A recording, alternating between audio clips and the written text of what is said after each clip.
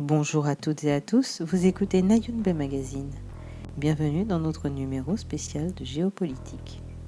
Aujourd'hui, je vais vous parler d'une pierre, pas d'une guerre, pas d'un gouvernement, pas d'un peuple non plus.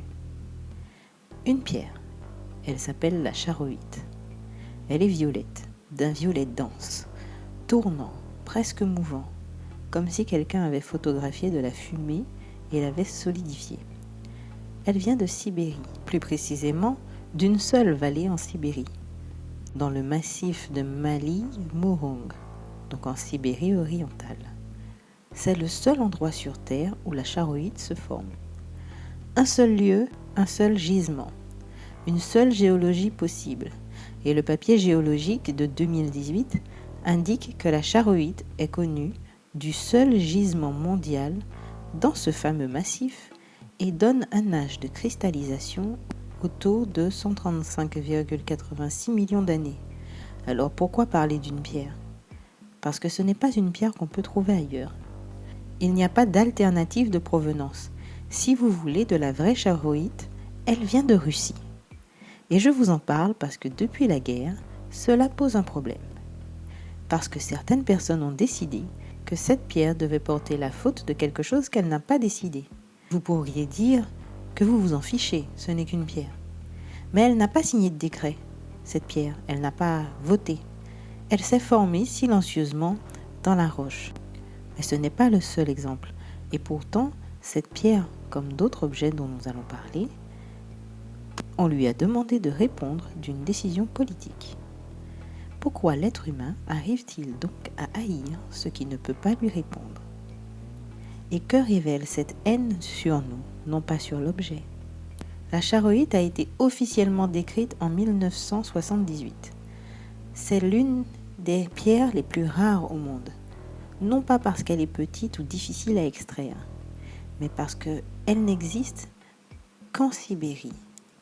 Sa texture fibreuse qui lui donne cet aspect tourbillonnant presque liquide quand on la polit, sa couleur qui va du lilas clair vers le violet profond, parfois strié de noir de manganèse ou de blanc de feldspath, la rend belle, profondément belle.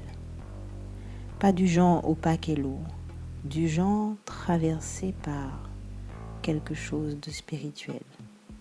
Dans les traditions lithothérapiques et énergétiques, la charoïte est associée à la transformation, à la capacité de libérer ce qui ne sert plus, à traverser les peurs et à l'acceptation. Ce que je trouve fascinant en parlant de cette pierre, et je vous demande de garder cela en tête, c'est que cette pierre qui a fait objet de cible de rejet est traditionnellement associée elle-même à la libération du rejet. Paradoxe, la pierre qu'on boycotte pour la haine qu'elle est censée représenter est par essence une pierre de transformation de la haine. Il y a là une ironie que je trouve philosophiquement importante. Dans mon travail philosophique, j'ai développé un concept que j'appelle la matière connectable. Certaines matières sont plus souples que dans leur structure, plus disponibles à recevoir et à transmettre une charge, une fréquence, un rapport. La charoïte en fait partie. Sa structure fibreuse est l'expression visible d'une organisation interne qui tresse, tourne et cherche le lien plutôt que la clôture. Et nous lui avons demandé de porter cette fermeture. Alors, aujourd'hui je vous demande, depuis quand l'origine devient une faute ? En partant d'une simple pierre, on peut remonter à des moments de l'histoire où l'origine d'une chose est devenue plus importante que la chose elle-même. On ne regarde plus ce qu'on a devant soi, on regarde d'où cela vient. Et d'où cela vient devient une accusation. Pourtant, un gouvernement n'est pas un peuple n'est pas une pierre n'est pas une armée. La Russie est un pays immense, aux cultures extraordinaires, qui n'ont pas leur pareil, leur littérature, la musique, la langue, les langues, les traditions. La Russie a une densité de civilisation que l'on ne peut pas réduire à l'acte de gouvernement et de décision internationale. Mais l'égrégore du moment a décidé le contraire. Et la charoïte a été l'une des premières victimes de cette décision, dans la logique de contamination qui ne s'est pas arrêtée à la question politique et qui a coulé sur tous les objets, les mots, les aliments, les noms et les corps. Et au milieu de tout cela, tous ces objets, tous ces aliments, tous ces noms n'ont rien demandé. Alors vous m'avez entendu parler d'égrégore. Je vais vous expliquer un peu ce que c'est. C'est un concept que j'utilise souvent. L'égrégore, dans la tradition ésotérique et maçonnique, désigne une entité psychique collective, quelque chose qui émerge de la pensée partagée d'un groupe et qui finit par agir avec une force propre. Dans ma réflexion philosophique, j'en fais un usage plus précis. L'égrégore, c'est ce qu'il se passe quand une classification devient une prison.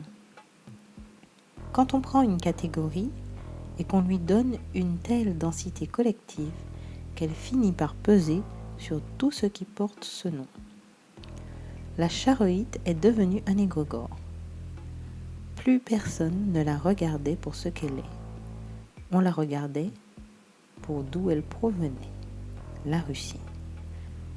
Et dans l'égrégore du moment, russe était devenu un mot malsain. Il voulait dire coupable. La haine n'a pas besoin d'un ennemi qui pense. Elle a besoin d'un support. Et tout support est une excuse. Les objets sont des surfaces idéales. Ils ne résistent pas, ils ne nuancent pas. Ils que reçoivent. Mais maintenant, il faut retourner le problème pour comprendre ce que j'explique. Parce que le cas de la charoïte de Russie nous montre un mécanisme précis, une haine imposée de l'extérieur sur un objet, un peuple, sur une culture. La fermeture vient du dehors. Je nomme cela, dans une classification hétéronome, quelqu'un d'autre ferme la boîte et vous y enferme. Mais il existe un autre mécanisme symétrique et inverse. Une fermeture qui vient du dedans. Et c'est là que je veux parler de l'appellation arabe. Pas du peuple, pas de la culture, pas de la langue. De l'appellation. Du geste de se nommer arabe comme identité première. L'arabe, au sens strict, est une langue. C'est une famille linguistique, l'une des plus riches, les plus étendues qui existent. Mais c'est une langue. Ce n'est pas un continent, il y a 7 continents sur Terre, et aucun ne s'appelle arabe. Quand quelqu'un de Mauritanie, du Maroc, d'Algérie, de Tunisie, d'Égypte, de Libye se nomme arabe avant tout, quelque chose de précis se produit. Il efface sa géographie réelle. Il est africain, géographiquement, historiquement, biologiquement. Il est berbère, amazigh, touareg, subsaharien, méditerranéen, nilotique, selon les ancêtres, selon la région et selon la profondeur de l'histoire. Mais en adoptant l'appellation arabe comme identité première, il substitue une langue à un territoire. Et toute entité construite sur une substitution porte en elle un rejet de ce qu'elle remplace. C'est le rejet de soi comme africain, comme asiatique, comme ce qu'on est géographiquement, qui est la racine philosophique de ce problème. Voici où le mécanisme devient dangereux. Quand une identité se construit sur une langue plutôt que sur une géographie, elle produit mécaniquement une frontière. Qui parle la langue est des nôtres, qui ne la parle pas est dehors. Ce n'est plus une appartenance fondée sur une terre, une histoire, une coexistence géographique. C'est une appartenance exclusive fondée sur un critère linguistique qui exclut tout ce qui ne l'adopte pas. Et dans les cas extrêmes, ce rejet ne reste pas verbal, il devient physique.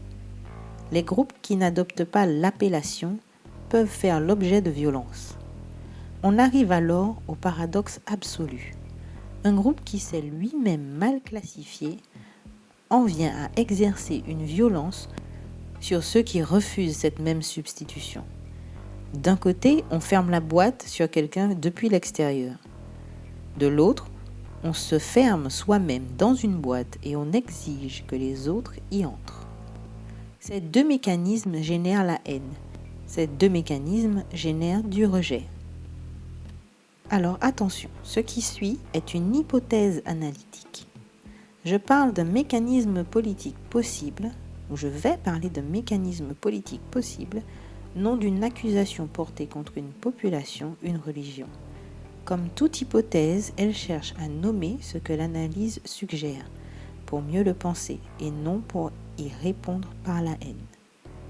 Voici maintenant l'hypothèse que je veux formuler. La Russie est une fédération. Elle est constituée de dizaines d'ethnies, de langues, de cultures, de dialectes. Chaque région parle ses propres dialectes, parfois mêlés, parfois intraduisibles pour un moscovite. Mais les institutions fonctionnent en russe académique. Le russe est la langue de l'administration, des documents officiels, un lien fédéral. C'est un modèle connu. La France fait la même chose, avec le breton, le normand, le corse, le marseillais, l'alsacien, le créole martiniquais, le créole guadeloupéen, le créole guyanais, le créole réunionnais. Tous ces créoles sont différents. Et tous ces autres dialectes existent aussi. Ils sont parlés, ils sont vivants. Mais dans les documents officiels, c'est le français qui prime. Une langue commune comme ciment d'un territoire divers. Les États-Unis font la même chose. L'anglais est une langue fédérale sur un territoire qui contient des dizaines de cultures, des milliers d'accents, des milliers de langues d'origine et des histoires radicalement différentes. Dans chacun de ces cas, le projet est déclaré. Le projet est visible. La fédération s'annonce. Elle dit son nom, elle dit sa structure, elle dit ses règles. Et c'est là que réside ma question. Que se passe-t-il quand un projet de même nature, unifier un territoire vaste sous une langue commune, n'est pas déclaré? Quand il avance par saturation progressive plutôt que par proclamation. Quand il s'installe dans un pays d'accueil, non pas comme une migration, mais comme une implantation structurelle, avant de dire « nous sommes ici, nous sommes nombreux et nous avons aussi une confédération, acceptez-nous dans les deux espaces à la fois ». Je pose l'hypothèse que c'est ce que certains acteurs politiques, pas les personnes arabophones dans leur quotidien, pas la langue en elle-même, mais un projet politique précis, cherchent à construire. Une troisième confédération mondiale, après le bloc anglophone et le bloc russophone, un bloc arabophone donc. Ce bloc engloberait l'Afrique du Nord, l'Afrique subsaharienne, là où l'islam est déjà majoritaire, et l'Asie occidentale, et dont la République islamique serait dans ce schéma le représentant le plus explicite, bien qu'elle reste très controversée en Occident, au même titre que la Russie peut l'être. Le problème n'est donc pas le projet en lui-même. Des fédérations, il en existe. Elles fonctionnent, elles sont légitimes. Le problème est la non-déclaration, parce que ce qui n'est pas déclaré ne peut pas être discuté. Ce qui ne peut pas être discuté ne peut pas être négocié. Et ce qui ne peut pas être négocié finit par se jouer dans la violence. Et dans ce schéma, une géographie précise devient mécaniquement un obstacle. Israël est petit, un petit État au cœur géographique de ce territoire hypothétique. Ce n'est pas un jugement sur le conflit israélo-palestinien. Ce n'est pas une prise de position. C'est un constat géographique.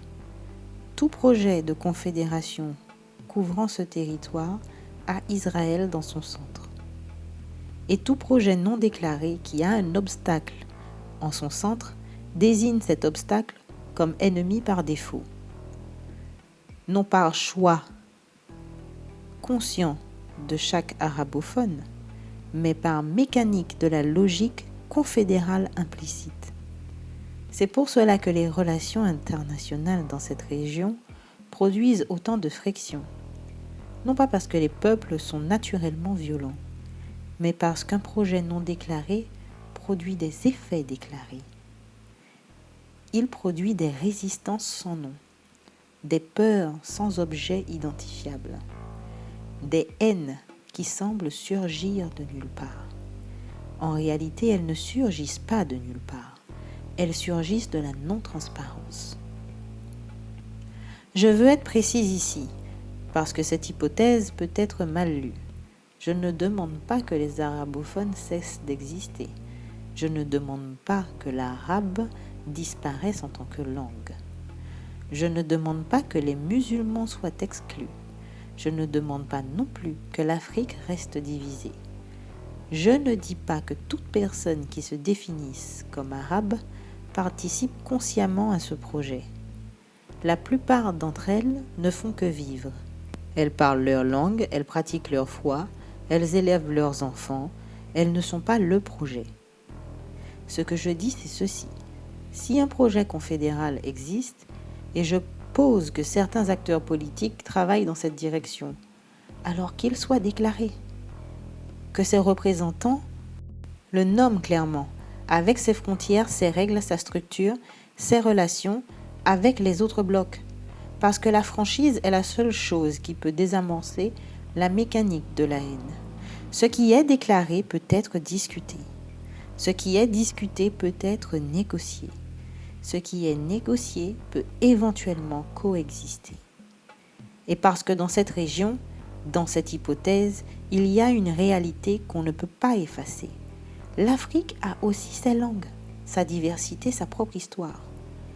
Les pays qu'on nomme parfois Afrique noire, terme raciste dans sa formulation, mais révélateur dans ce qu'il cherche à séparer, portent des civilisations entières. Ces civilisations ne sont pas arabissables entre guillemets par décret. Et le fait que des formes d'esclavage existent encore aujourd'hui en 2026 dans certaines régions où des populations arabisées exercent un pouvoir sur les populations africaines subsahariennes, ce fait-là ne peut pas être ignoré. Pas parce que ça condamne une langue ou une religion, mais parce que ça montre que l'égrégore peut aller jusque-là, jusqu'à traiter l'autre, celui qui ne parle pas la langue, qui ne porte pas l'appellation, comme une ressource plutôt que comme un être. Et c'est exactement ce que nous avons dit au début de ce podcast. Haïr ce qui ne peut pas répondre. L'esclave ne peut pas répondre. Et quand je parle d'esclavage, je ne parle pas seulement du travail forcé au sens administratif du terme.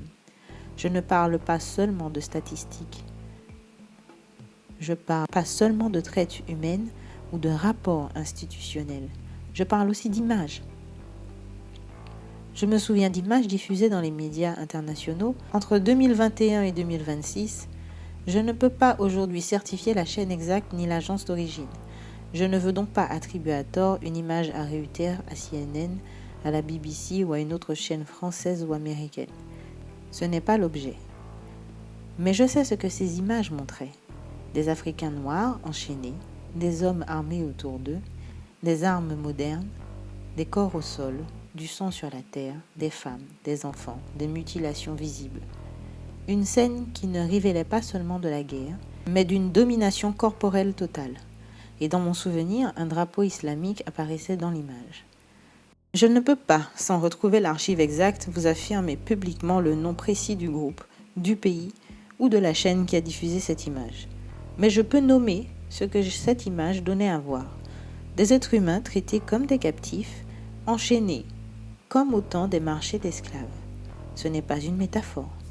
Lorsque les corps noirs africains sont enchaînés, gardés par des armes, mutilés pour ne pas fuir, abandonnés dans la poussière et le sang, le mot esclavage n'est pas une exagération.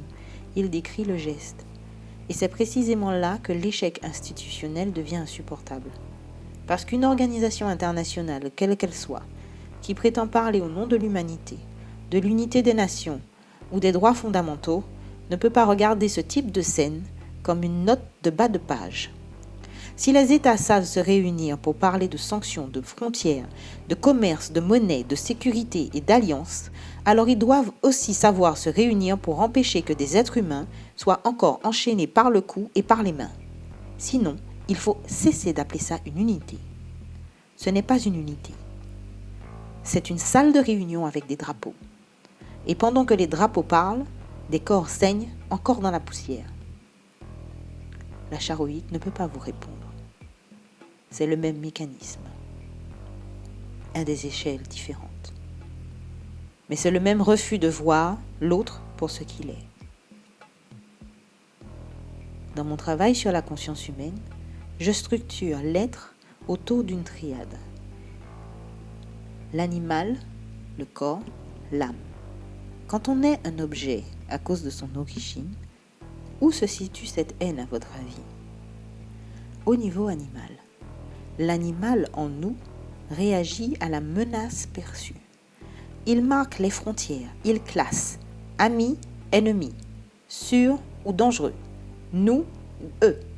C'est un système de survie. Elle a été utile pendant des millénaires. Mais quand elle s'applique à une pierre violette, à une langue, elle s'est trompée de cible. Le corps exécute. Il ne prend pas la pierre. Il retire l'objet du rayon. Il frappe ceux qui ne parlent pas la langue.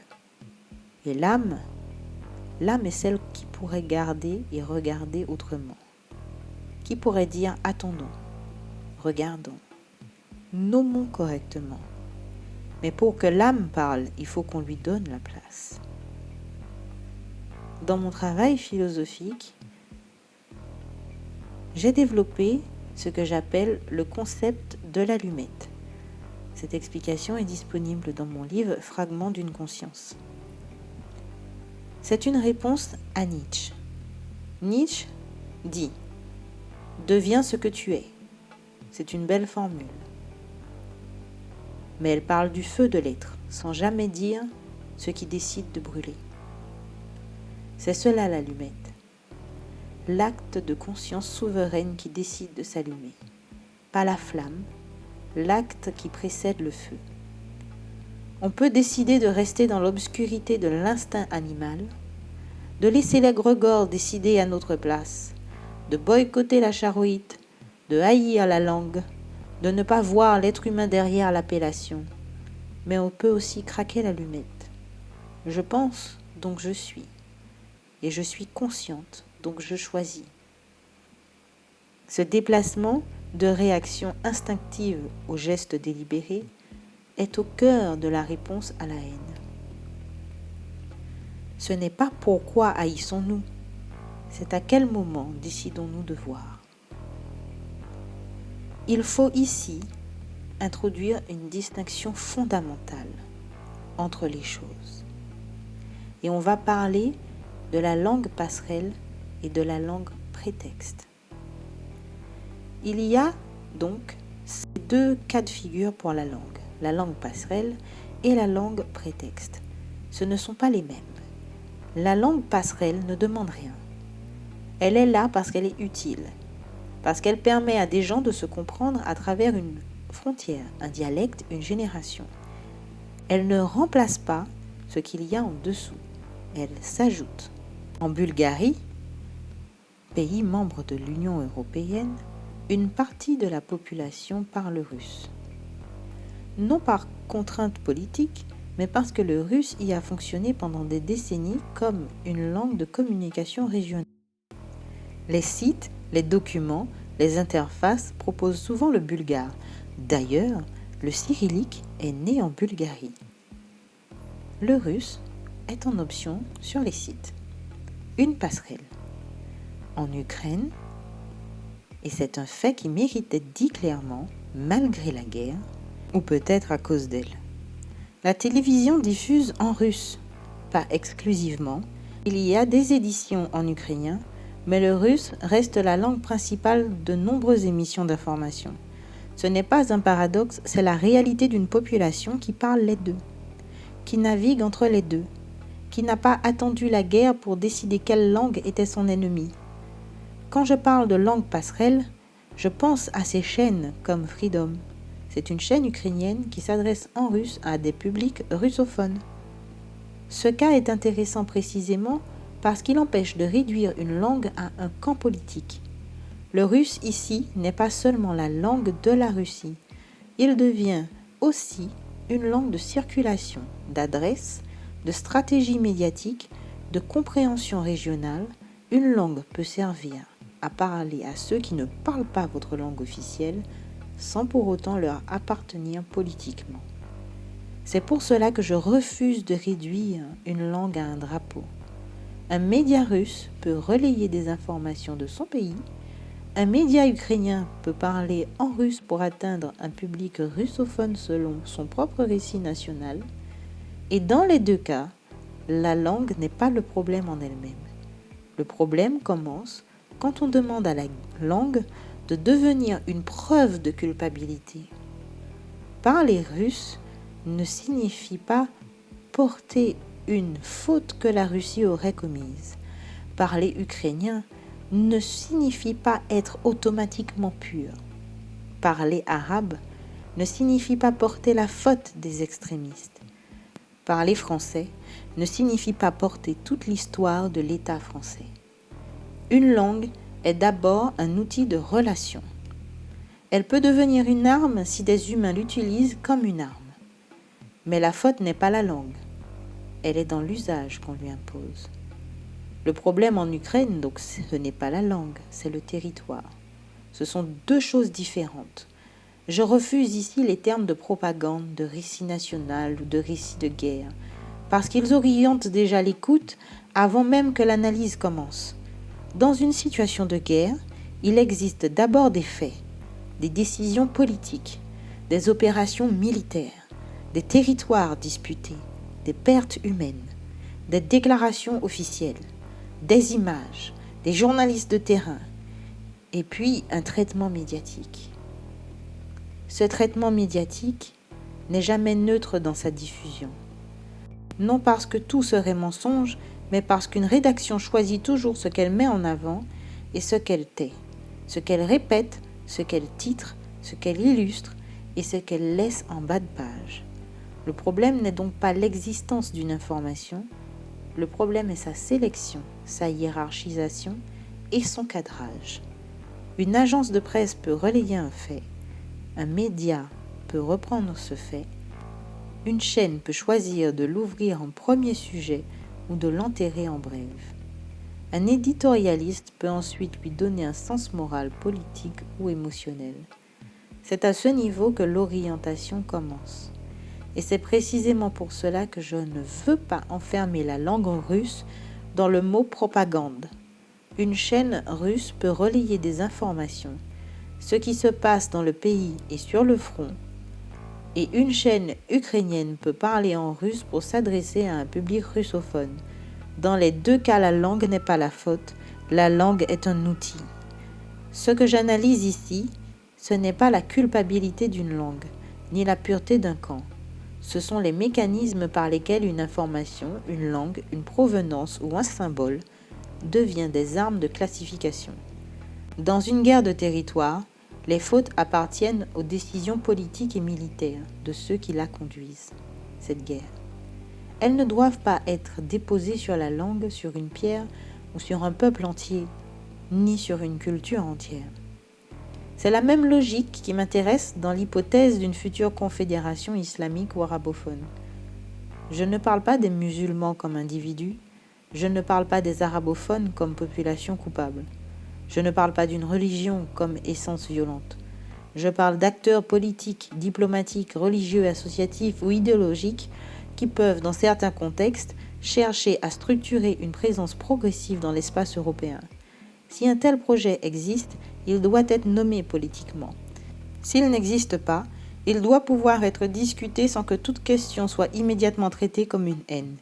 Et s'il n'existe que partiellement, par fragments, par réseau, par alliance, par intérêt, alors il faut pouvoir l'analyser comme on analyse l'Union européenne, les BRICS, l'OTAN, l'ONU ou tout autre cadre international. Aucune organisation internationale n'est sacrée par nature. Aucun bloc n'est innocent par définition.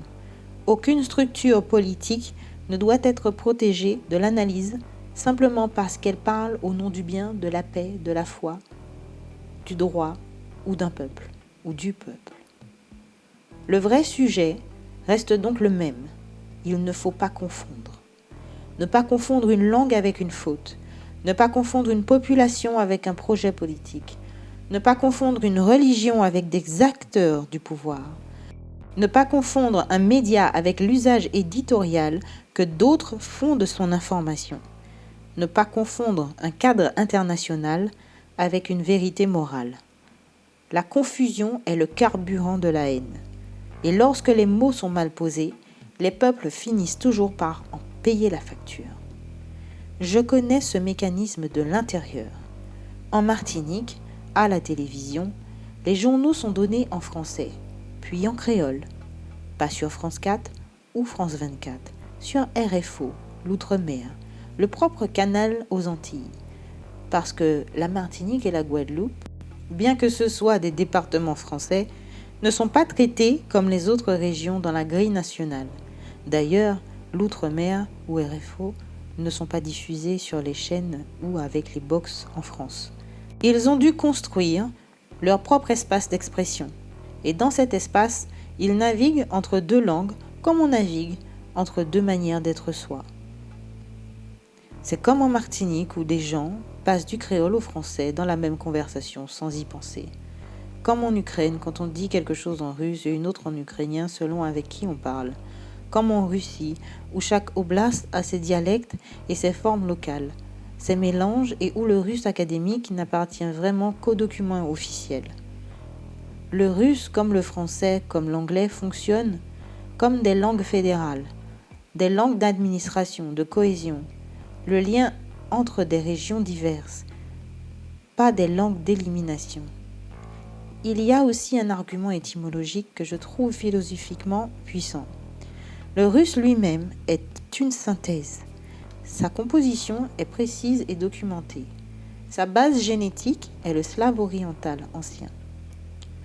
La souche commune à ce qui deviendra le russe, aujourd'hui, l'ukrainien, le biélorusse.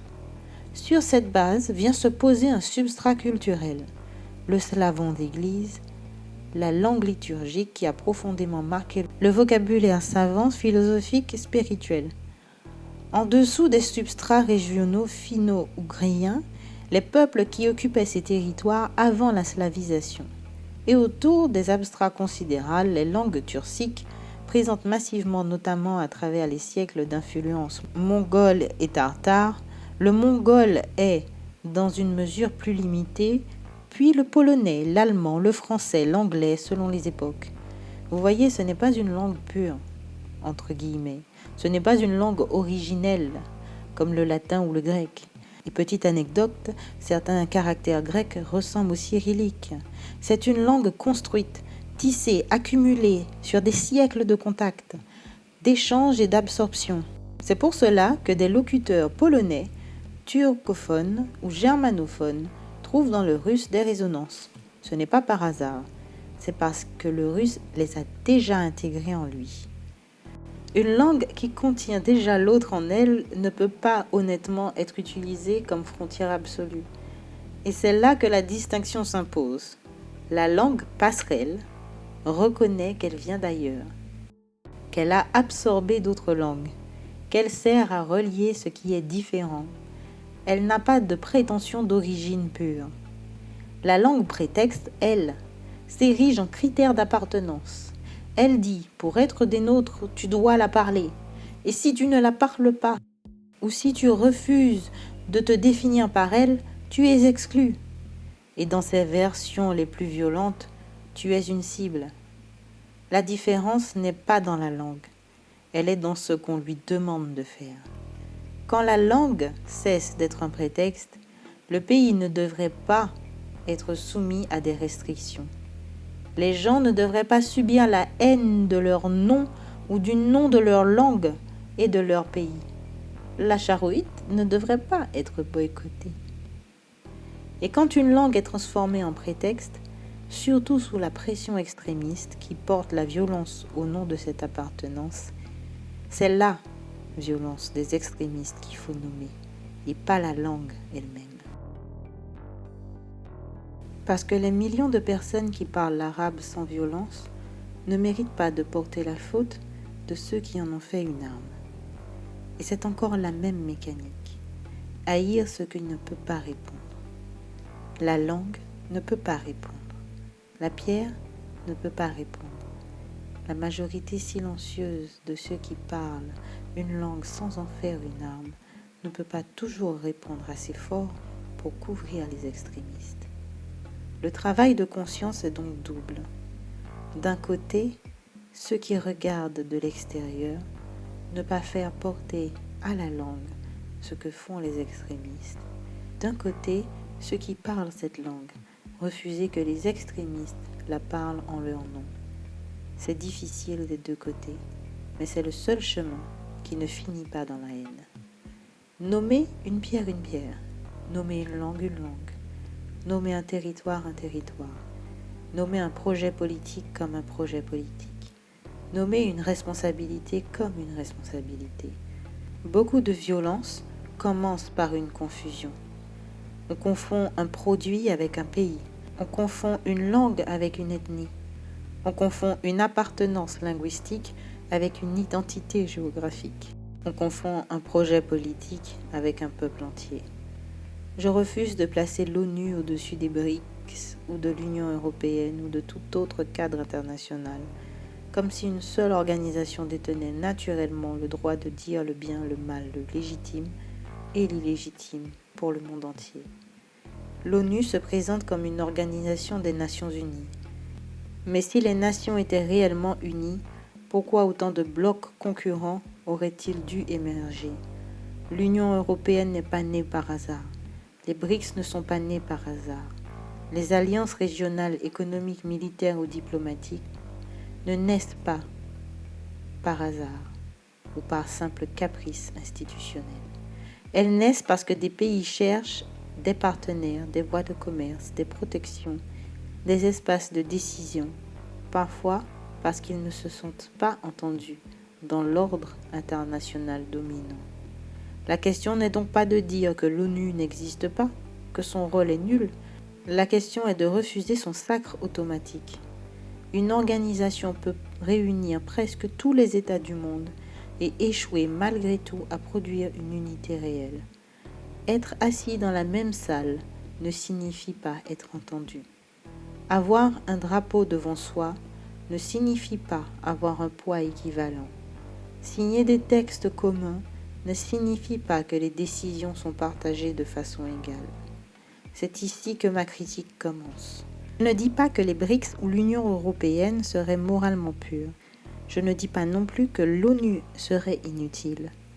Je dis qu'aucune de ces structures ne doit être traitée comme un tribunal naturel de l'humanité. Tous sont des cadres de pouvoir, tous sont des espaces d'intérêt, et toutes sont des lieux où des pays cherchent à survivre, à commercer, à négocier, à peser et à ne pas disparaître. Un pays veut vivre. Et lorsqu'un pays, un groupe de pays ou une région du monde ne se sent pas reconnu dans une organisation supposée universelle, il crée d'autres alliances. Ce n'est pas une anomalie, c'est une réponse politique. Le problème, c'est que l'organisation qui prétend unir les nations ne peut pas ensuite s'étonner que les nations cherchent ailleurs les partenaires, les outils et les espaces de décision qu'elle n'a pas trouvés en elle. Si les dirigeants politiques ne savent pas s'asseoir pour parler à leurs collègues, même lorsqu'ils les désapprouvent, même lorsqu'ils les combattent diplomatiquement, même lorsqu'ils les trouvent infréquentables, alors il n'y a plus de politique mondiale. Il n'y a que des camps. Et les camps ne produisent pas la paix. Ils produisent des justifications. Et pendant ce temps, les guerres continuent. Les territoires sont disputés. Les populations civiles payent. Les traites humaines continuent. Le travail forcé continue. L'esclavage moderne continue. Alors la question devient brutale. À quoi sert une organisation qui proclame l'unité des nations si elle n'arrive pas à empêcher les formes les plus anciennes de domination humaine de survivre sous nos yeux?